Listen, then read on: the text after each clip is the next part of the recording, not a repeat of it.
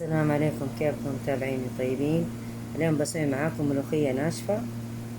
احتاج لي لحمة، طماطم، معجون الطماطم، الملوخية، البهارات، فلفل أسود وكركم وبهار مشكل وقليل من بهار الكاري وملح ومرقة ماجي. المرقة ماجي اختياري على حسب الرغبة. واحتاج لهذا الفلفل نحطه مع الملوخية. واحتاج لعطرون. شوفوا حطيت عطرون تقريبا ربع ملعقة وفي موية عشان أضيفه على الملوخية. طبعا حسويه في قدر الضغط الكهربائي عشان باللحمة، أنا أبغى اللحمة تستوي بسرعة. حطيت الزيت وبصل وثوم، دحين أقعد أقلب في البصل لغاية ما يدبل ويطلع ريحة الثوم.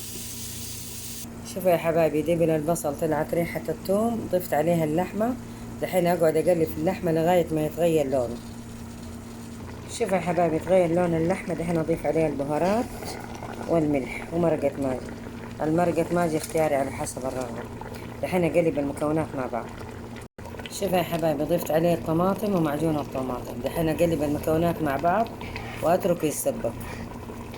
شوفوا يا حبايبي خلاص يتسبك، دحين أضيف عليه موية حارة، بعدين أغطي القدر وأترك اللحمة تستوي وأرجع لكم. شوفوا يا حبايبي خلاص اللحمة استوت، دحين أضيف عليها الفلفل. زي ما قلت لكم الفلفل اختياري على حسب الرغبة. دحين أقلب المكونات مع بعض وأضيف عليها الملوخية. شوفوا يا حبايبي أضيف عليه الملوخية الناشفة وأقلب وأضيف وأقلب لين أوصل للقوام المطلوب.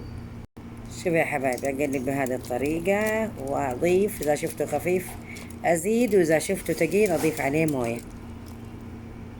شوفوا يا حبايبي هذا هو القوام المطلوب. شوفوا ما شاء الله تبارك الله.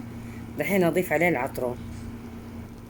شوفوا يا حبايبي دحين أضيف عليه العطرون هذا اختياري برضو على حسب الرغبة. هذا تلاقوه عند العطار. شوفوا كيف يغلي، شوفوا كيف يفور العطرون. هذا آخر مرحلة تحطوا العطرون، آخر حاجة. شوفوا يا حبايب أنا قيد طفيت القدر اللي هو فصلت الفيش حق الكهرباء. شوفوا كيف يغلي مع العطرون.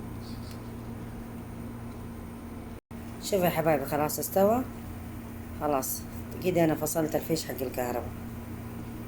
شوفوا يا حبايبي الملوخية باللحمة، شوفوا ما شاء الله تبارك الله. وهذا الرز أبيض، طبعا اختياري، كل واحد على حسب رغبته، اللي بياكل بعيش اللي بياكل برز، كل واحد على حسب رغبته. شوفوا ما شاء الله تبارك الله. أتمنى منكم الدعم واللايك، لا تنسوني من الدعم واللايك، وبالعافية علينا. وأتمنى أنكم تطبقوا الوصفة هذه.